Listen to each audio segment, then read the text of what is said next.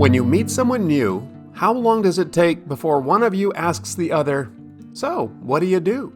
It's usually the second thing, after we sort out the names. Exactly.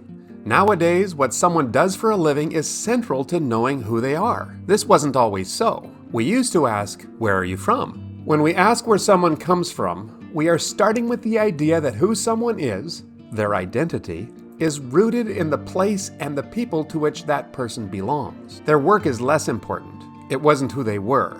They worked to take care of their loved ones and serve their community. That was the important part of their identity. So that's why we asked them where they were from. It told us who they were. So what is behind asking someone what they do for a living? Well, for one thing, we are starting with the idea that one's identity has to do with something personal. That sounds a little individualistic. Behind the question is also the idea that who you are is based on something you choose or have some control over. You don't choose where you're from and you don't choose who your people are, but you do choose what you do with your day, your job. So identity is more of a choice. Yes, and there's some judgment in that question too, isn't there? Oh yeah, there are definitely some really good answers to that question, and some really bad ones. A lot is at stake when your job defines you. And so when we ask someone, "What do you do?" we are actually asking them, what level have you achieved in society with your personal abilities and character? And there is an implicit question lurking underneath that one. Are you higher or lower than me? There's a tremendous amount of pressure in our society to achieve, and tremendous penalties if you do not. We live in an individualistic society, and we really value individual achievement. It's shown in that question, what do you do? And a dangerous idea comes in here. We believe that if you have a good job, it's because you are smart, or you worked hard, or have a whole bunch of initiative and grit. We think that you have a good job or position because you deserve it.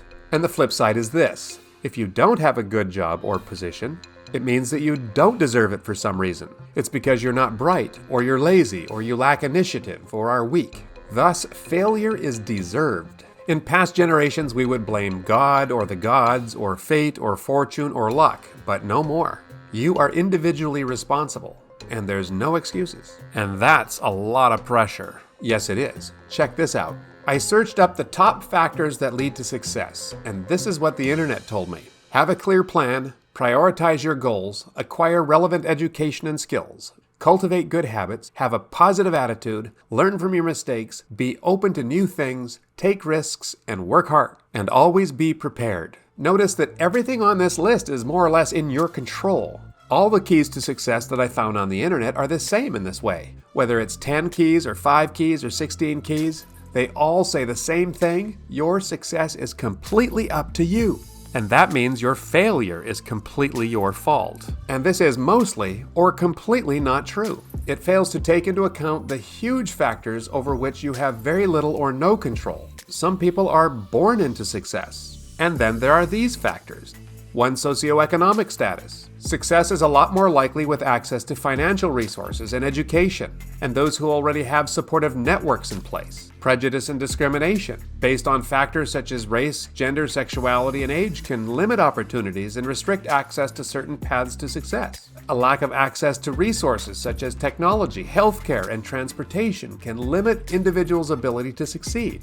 Mental health issues such as anxiety, depression, and stress can impact one's ability to focus, make decisions, and perform at their best. Substance abuse and addiction can have a negative impact on individuals' personal and professional lives, limiting their ability to succeed.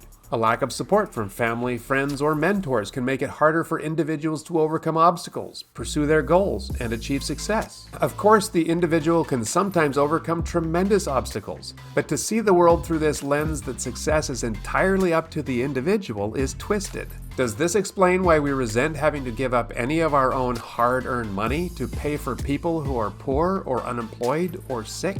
This attitude is not hard to find. You can even find it in the first words when you're introducing yourself to someone new. It is best to remember that there are a lot of people out there who are smarter than you and me, who work harder than you and me, who have more drive than you and me, and they make a fraction of what you and I do. And the next time when you meet someone new, ask them where they're from, or say, "Tell me about your people." My next video on this topic will be about where we find meaning and purpose in an individualistic society. Thank you, and we'll see you then.